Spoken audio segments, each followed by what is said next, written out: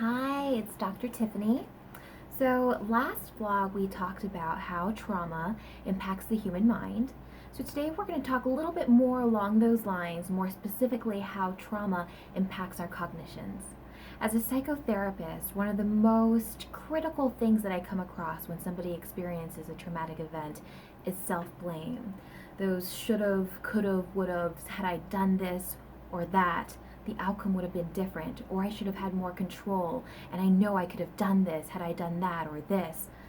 And this type of thinking results in even more emotional hurt, more emotional damage that we carry with us. So the traumatic event is a snowball in and of itself, but when we start attaching self-blame, feelings of I could have done this, I could have done that, that snowball gets bigger and bigger and bigger over time, so much so that we start to loathe who we are. We don't trust ourselves then. So let's get to the main question. Let's talk about control. What do we have control over in our lives? Really? We have control solely of our thoughts, our emotions, and our behaviors. We may have strong influence on other situations or circumstances. For example, if you're a soldier or a police officer, you may want to feel you have control over certain situations. But control is the wrong word, because that means 100% control belongs to you, and that is not the case. An asteroid could fall out of nowhere and you would not have control. We can't predict every single variable in that particular equation. So I like to use the word influence, a degree of influence we may have. When we blame ourselves, we get stuck on the should've, could'ves, like I mentioned.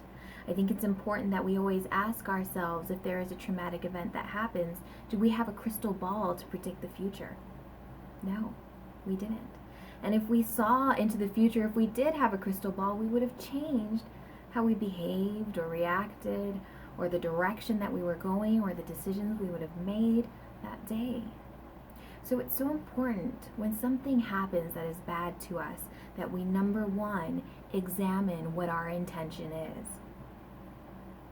Now, if you're a soldier and you lose one of your battles in war, let's say you're a medic, you start blaming yourself. What was your intention that day? Your intention, I'm sure, was to save lives, to heal in as many ways as you could, whether it was emotional healing or saving a life in your hands. But your intention was to heal. Why did you join the force that you joined? To promote healing, to promote help. Our intentions are critical. Sometimes we have the best intentions, but we can't control certain outcomes or variables that come into play. And if we have the false illusion that we can control them, we hurt and experience a lot of pain. Let's pretend, for example, there's a sexual assault victim, someone who got hurt. That victim, or I like to say instead of victim, I prefer to use the word survivor, blames themselves. Sometimes it's easier to blame ourselves. Why would it be easier to blame ourselves? Because blaming ourselves gives us the illusion that we have control. So the next time something like that happens, it's not going to happen because I'm in complete control and I won't make that mistake again. We like to feel that we're in control, even though we're not. And because we like to give ourselves the illusion that we are in control, we cause ourselves a lot of hurt and a lot of suffering. Because with that illusion of control comes blame. I shouldn't have put myself in that situation. I shouldn't have done that. I shouldn't have said yes. I should have just done the other thing I was going to do that day. Well, you didn't know. And you can't control all things. So stop blaming yourself. Remember what your intention is, and if your intention was pure, and if your intention was to have a good time with your friends, and it turned out bad, sometimes bad things happen, and they are out of our control. A lot of times bad things happen because people have selfish intentions. But please, stop for a minute. Ask yourself, what was my intention before everything happened? And if I had a crystal ball to predict the future, would I have changed things? Remember, we don't have full control over anything. We may have some influence, but we don't have control.